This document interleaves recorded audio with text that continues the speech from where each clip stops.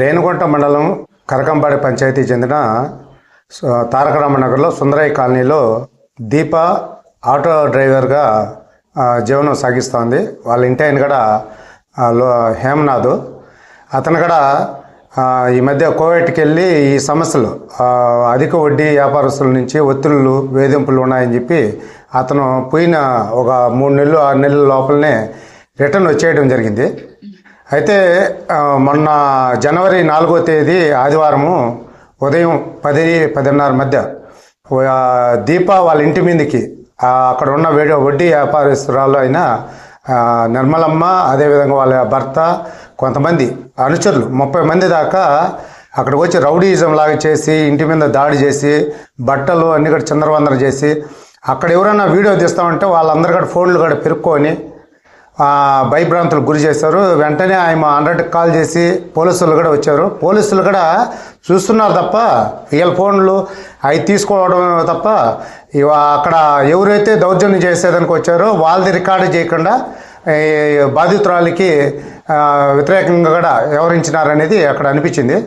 ఈమె వెంటనే ఎస్పీ గారికి అదేవిధంగా కలెక్టర్కి ఫిర్యాదు చేసింది. ఇట్లా నా మీద దాడి చేశారు, ఇట్లా రేణుగుంట పోలీస్ స్టేషన్లో పలుసార్లు నేను కంప్లైంట్ ఫిర్యాదు చేసినప్పటికీ కేసు నమోదు చేయలేదు. దీని కారణంగానే మా ఇంటి మీద దాడి చేసి మమ్మల్ని, నా భర్తను, పిల్లల్ని అందరు కూడా కొట్టడం జరిగిందని ఆమె మొరబెట్టుకుంది. వెంటనే ఎస్పీ నుంచి వచ్చిన కంప్లైంట్ ఆధారంగా రేణుగుంట పోలీస్ స్టేషన్లో ఎఫ్ఐఆర్ నమోదైంది. అయితే దీంట్లో ఉన్న విషయం ఏంటంటే బాధితురాలకి న్యాయం జరిగిందని మేము అనుకుంటున్న క్షణంలో ఈమెపైనే కౌంటర్ కేసు కూడా పెట్టుండారు. ఎవరైతే దౌర్జన్యం చేసిన వడ్డీ వ్యాపారస్తులైన నిర్మలమ్మ ఈమె మీద కౌంటర్ కేసు పెట్టడం అనేది జరిగింది. మేము చెప్పదలుచుకున్నదంటే సిపిఎం పార్టీగా ఈ మీద దాడి చేయడం అనేది తీవ్రంగా ఖండిస్తున్నాం. ఏదన్నా వాళ్ళ దగ్గర బాండ్లు ఏమైనా ఉంటే కోర్టులో లీగల్ పరంగా తేల్చుకోవాలా. అయితే ఈ వడ్డీ వ్యాపారస్తులు ఏ విధంగా ఉన్నారంటే ఈ తారక రామనగర్ కాదు, రేణుగుంట, అదేవిధంగా రైల్వే స్టేషన్లో పనిచేసే కార్మికులు కానీ, సిఆర్ఎస్లో పనిచేసే కార్మికుల దగ్గర అధిక వడ్డీలకి ఆశ చూపించి ఇవ్వడము, అది అసలు కంటే వడ్డీ అనేది 10 రెట్లు పెరిగే పరిస్థితి ఉంది. అది కట్టలేని పొజిషన్లో వాళ్ళ మీద ఇళ్ల మీద దాడి చేసిన పరిస్థితి కూడా ఉంది. ఇక్కడ పాంచాల నగర్లో బంగారు బాబు అని ఒక ఎస్టీ గిరిజనుడు కార్ డ్రైవరు, అతను కూడా డబ్బులు తీసుకొని కట్టలేదని చెప్పి కాళాసన్ నుంచి ఒక బ్యాచ్ వచ్చి రౌడీజం చేసి కొట్టిన పరిస్థితి ఉంది. అదే విషయం నేనే స్వయంగా వెళ్తే ఆ రోజు కూడా ఎస్ఐ కానీ వాళ్ళందరూ కూడా చెప్పింది ఏంటంటే డబ్బులు తీసుకున్నారు, కట్టాలి కదా అంటారు. సార్ అక్కడ వచ్చి దాడి చేశారు, కొట్టారు, దాని గురించి చూడండి, వాళ్ళు ఎస్టీలు, వాళ్ళకి అన్యాయం జరిగింది, ఎస్సీ అట్రాసిటీ కేసు నమోదు చేయండి సార్ అని అంటే దాన్ని అంతా మేము చేయమనే లెక్కలో మాట్లాడుతున్నారు. ఈ పోలీస్ వ్యవస్థ కరెక్ట్గా ఉంటే ఇటువంటి పరిణామాలు జరగవు. ఈ దాడి చేయడం